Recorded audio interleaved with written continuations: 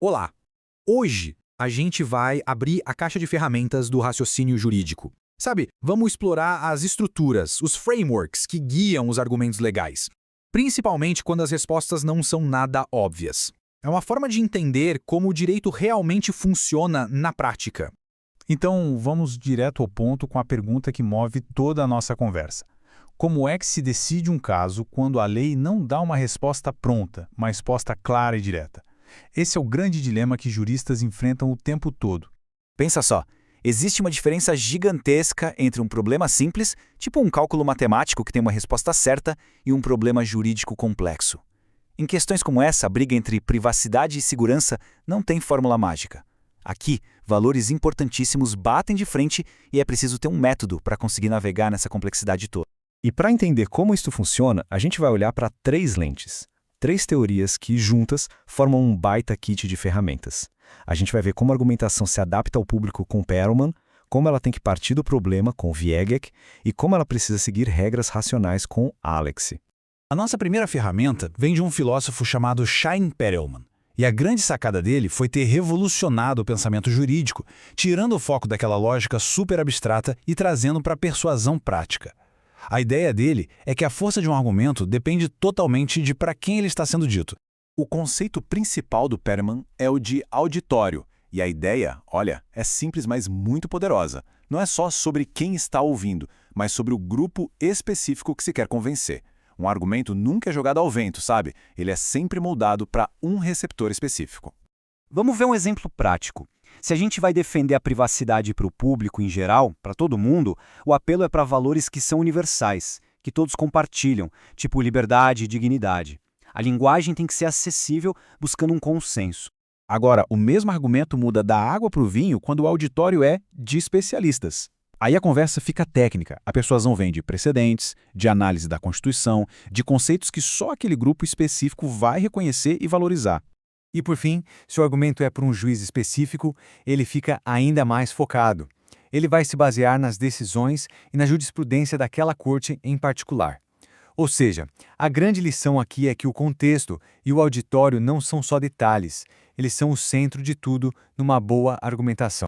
Vamos para a segunda ferramenta, que vem do Theodor Vieweg. Ele defendia que o pensamento jurídico não devia começar lá de cima, num sistema todo rígido e abstrato, mas sim aqui, de baixo, do problema concreto que precisa de uma solução. É uma abordagem que vai da base para o topo.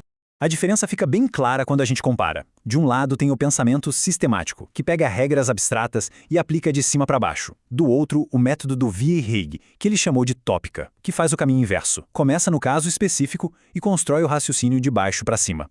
Tá, mas como é que se começa a argumentar a partir de um problema? A resposta está nos topoi. Pensa neles como se fossem o senso comum de uma comunidade jurídica, sabe? São aqueles valores, aqueles princípios que todo mundo ali aceita e que servem como ponto de partida para qualquer argumento. São as ferramentas básicas da caixa. E aqui estão alguns exemplos bem concretos de topoi. Pactos devem ser cumpridos. Direitos fundamentais devem ser protegidos. Percebe? Isso não são regras absolutas, do tipo, tem que ser assim e pronto. São mais como pontos de partida, que guiam a argumentação e criam uma base de consenso para começar o debate. E aí a gente chega na nossa terceira ferramenta, a de Robert Alexy. Pensa bem, se o Perelman nos deu o para quem argumentar e o Vieweg nos deu o de onde começar, o Alexy nos dá o como. Ele basicamente estabelece as regras do jogo para garantir que o debate jurídico seja justo, estruturado e, o mais importante, racional. Uma distinção que o Alexy faz e que é fundamental é entre regras e princípios. As regras funcionam no esquema tudo ou nada, ou se aplica ou não se aplica. Idade para votar é um exemplo. Agora, os princípios são diferentes. Eles têm pesos, podem ser aplicados em maior ou menor grau. A privacidade, por exemplo, não é absoluta. Ela precisa ser balanceada com outros valores. E para esse debate ser racional, Alexy propõe algumas regras bem simples, mas que são poderosíssimas. A argumentação precisa ser consistente, sem se contradizer. Tem que ser universal, ou seja, aplicar os mesmos critérios para todo mundo, e tem que ser aberta, permitindo que qualquer um possa participar e questionar. Tudo isso para evitar que a decisão seja arbitrária, tirada da cabeça de alguém. Então, Como é que a gente resolve aquele choque entre princípios, como privacidade versus segurança? O Alex nos dá o método da ponderação. Isso não é uma escolha aleatória, não. É um processo metódico de pesar a importância de cada princípio dentro daquele caso específico para encontrar a solução mais justa, mais equilibrada. Certo. Agora, vamos juntar tudo isso. É muito importante entender que essas três teorias não são concorrentes. Elas não brigam entre si. Pelo contrário, elas se complementam. E juntas, elas formam um kit de ferramentas bem robusto e completo para a argumentação jurídica. Este quadro aqui resume tudo de um jeito bem claro. Perelman foca no público, Vieveg no problema, usando os tópicos como ponto de partida. E o Alex foca no processo, garantindo que o debate seja racional, com regras e a ponderação dos princípios, cada um com seu papel. Então, no final das contas, o ponto crucial de toda essa análise é este. Um argumento jurídico forte de verdade, aquele que convence, faz três coisas ao mesmo tempo.